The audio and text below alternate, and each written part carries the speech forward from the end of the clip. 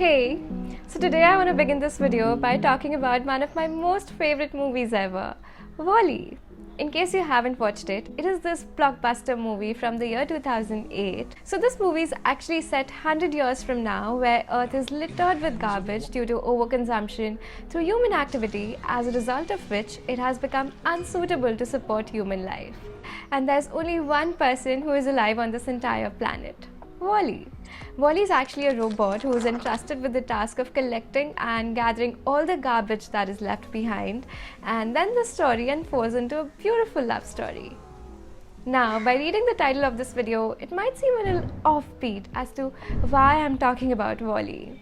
But wait, I have another video to show you. Well, this video is one of the hottest deserts in the world, the Atacama Desert in Chile. In this desert, new dunes are forming.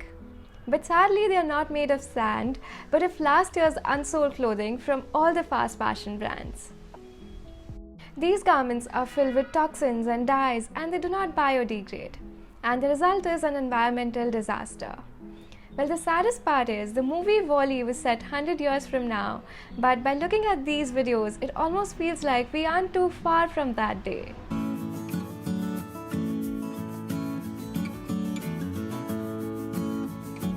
Okay, so let's start with basics. What is fast fashion? How would you describe it under 15 seconds? Okay, so think of it like fast food. You go to a certain place and order it. So it gets made very quickly, it's super tasty, but it's bad for health. Similarly is fast fashion. The clothes in fast fashion brands are made super quickly. Every time we go, there's a new design. They are super trendy, but they are bad for the environment. There's a specifically dedicated video that I did on this topic a few months back, but to state it very briefly, fast fashion is mostly associated with mass production of items that cater to latest trends, employing cheap labor with unfair working conditions, which results in massive environmental degradation and pollution on landfills. What is wrong with haul videos then? One of the most popular kinds of content on YouTube are haul videos, and now on TikTok and Instagram Reels. In a span of 60 seconds, we can see an influencer share multiple items from their most recent fashion purchases. By seeing these videos, we kind of convince ourselves that we need that new t-shirt or another shade of lipstick or that latest sneaker drop, and so on and so forth, almost making us feel as if we are missing out on a lot of stuff. Neons are hot one day, but after 6 months they are not. And more trends like Y2K fashion, midriff flossing, cold shoulders. Inspired by this trend, I got this top back in 2018. I wore it 4 times and now it's lying at the back of my closet because now it's no longer in trend. Okay, so what is the best way to be sustainable? Okay, so this is just my opinion and I might be wrong, but this is what I think. There's even a larger problem than fast fashion itself. A lot of times it is said that the clothes from these brands are cheap or they need to be thrown away because the quality is poor. Well, I'd like to beg to differ because my experience has completely been the opposite. I don't personally feel that clothes from Zara or H&M or Uniqlo is cheap. In fact, the only time that I'd consider shopping is during sales. And as far as throwing away is concerned, I bought this jeans from Zara 5 years back and I am happy to share that it's serving me well even today. Well, the biggest problem to my understanding is choosing to spend hefty amount of money on 1,000 trending pieces that will land in the bin 1 season later. Personally, I love to get my clothes stitched from my neighborhood tailor, and that's how I try to withdraw myself from fast fashion. Also, the city where I live in is known as the city of textiles. So there are a lot of textiles available near me and also a lot of waste fabrics. So I try to make the best use of them. Also, I only get those clothes stitched which I truly want so that I don't overconsume. A lot of fast fashion brands are claiming to be sustainable. Is it really the case? It's easy to make tall claims. Claims like H&M swears that its collection is conscious. Zara says that it will make its clothes 100% sustainable by the year 2025. Levi's says that it makes the most sustainable jeans ever. Uniqlo has appointed Green Doraemon as its global sustainability ambassador.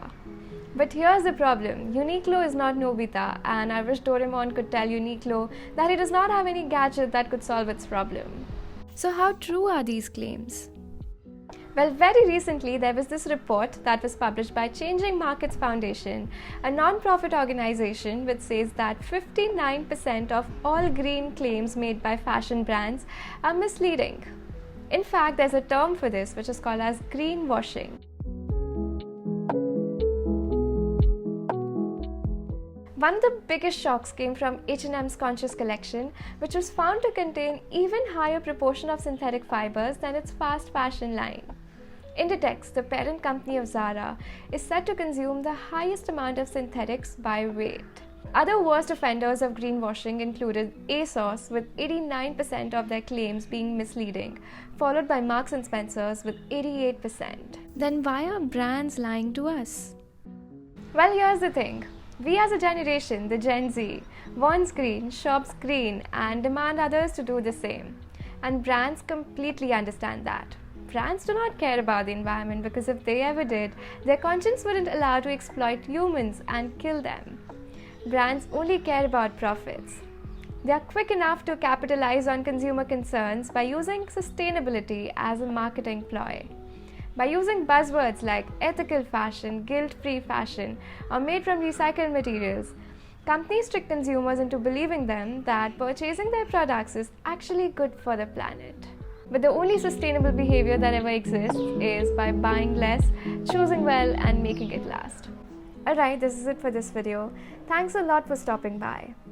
The only point of making this video was to highlight the fact that we, through our choices and collective effort, can prevent this planet by becoming a real-life WALL-E, and let's just hope that it always remains a movie. If you found this video helpful, please give this video a big thumbs up. It would mean a lot to me. I'll see you soon in my next video. Bye! I make videos on topics like sustainability and slow fashion, so if that sounds like your jam, please consider subscribing.